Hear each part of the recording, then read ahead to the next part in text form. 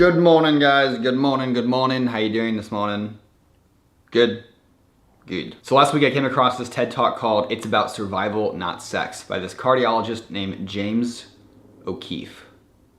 Dr. James O'Keefe. He basically uses a whole bunch of fancy words in science to explain why homosexuality exists today, and it hasn't been ruled out by evolution. He ends the video with this little excerpt that I love. I'm gonna read to you guys right now. That gay men and women are essential to humanity. It's our diversity where we find our collective strength. So that should kind of get you hooked into the TED Talk. If you wanna watch it, it's 17 minutes long. It's linked below. If not, you can still watch this video and understand what's going on. He started the TED Talk with a story about his 18-year-old son at the time.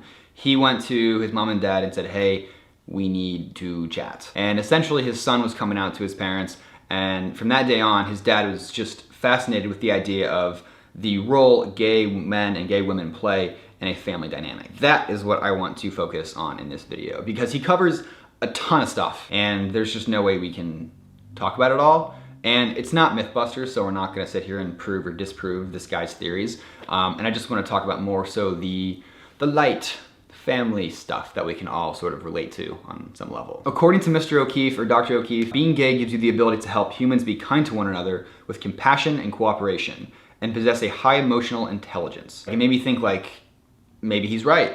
Maybe he's full of shit. I don't know. But I think the bottom line is that he made me think from a different perspective. So I gotta give the guy credit for that. He also references the gay community as being the social glue that holds a family together.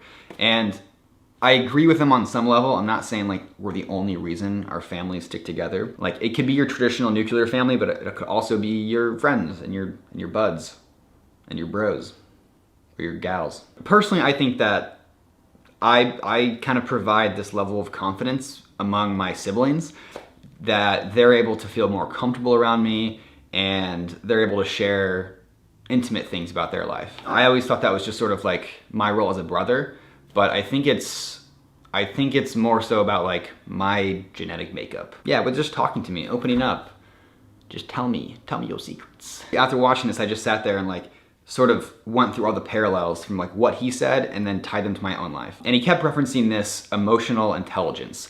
And the way I look at it is like, so let's say the Miller family was all in a car together. Whatever reason, an argument broke out. I think I would probably be the person to diffuse or sort of lighten that mood a little bit. I'm sort of like putting my feelers out there, and I know that like everyone's either pissed off or just salty that we're all together in this little tiny car. I don't know, I feel like I'd be the one to sort of just like poke fun at the idea that we're arguing over nothing. I don't know, that's just my example for it. There's probably many others. I wanted this video to kind of be like a springboard for conversation. I didn't really want to bring an overload of information to the table because I wanted to see what you guys thought. Like I said, I drew so many parallels from what he was saying.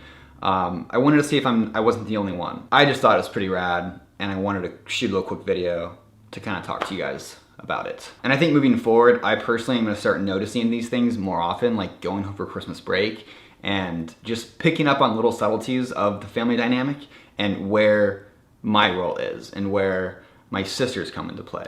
Because I don't know, it's just kind of a cool thing to sort of examine. Leave something small below, just something to get the conversation going to, you never know, like a little story, a little sentence can go a long way. But yeah, thank you guys for watching. Be sure to hit the like button if you enjoyed this little conversation. I'll see you later this week, and I love you, and I'll see you in a bowl.